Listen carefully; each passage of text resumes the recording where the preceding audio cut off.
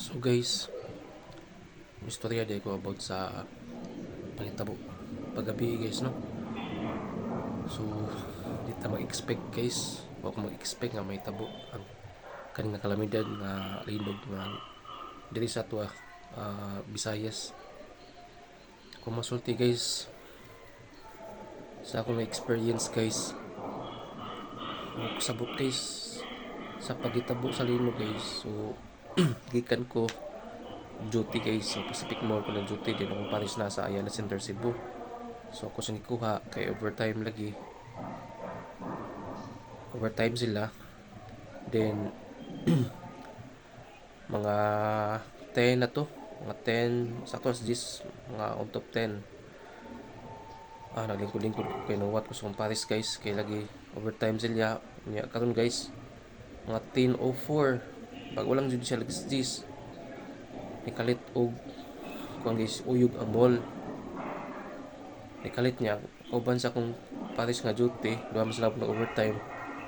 Shock manong ni kuan ni uyog ang mall mo to ni linog siya ni uyog siya gamay ito ni kusog gid siya guys niya.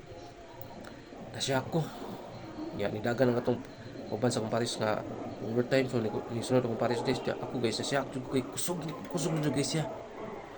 Kaya yung lay ko sa gublingon guys, last Lord, mag-last na namo karon. Kiki mo ma-expect kusog jud guys ya. Sin kusog jud guys ya guys. Abi na kog ka ng last sa dito na. Dito sa kalibutan.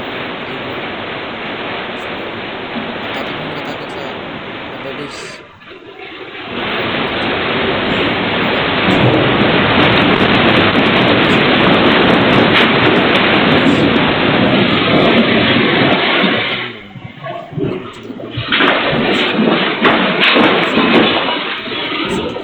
Kusog juga yun. First time na experience ang ato guys.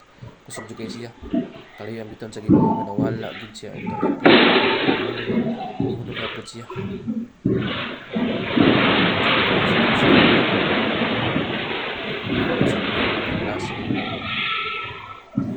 Thank you Lord. Salamat po sa Ginoo nga.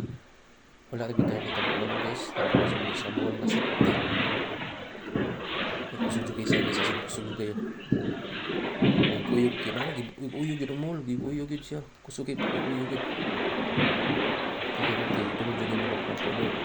Thank you. Salamat. Second chance, second life guys, second life na. Second chance, second life na kita mo. So, thank you pa Lord, second life. Thank you. Padungog yun akong pakampo. Second life. So, maunawag akong mga storya guys, na experience ako. Karong malinog kusog gid siya.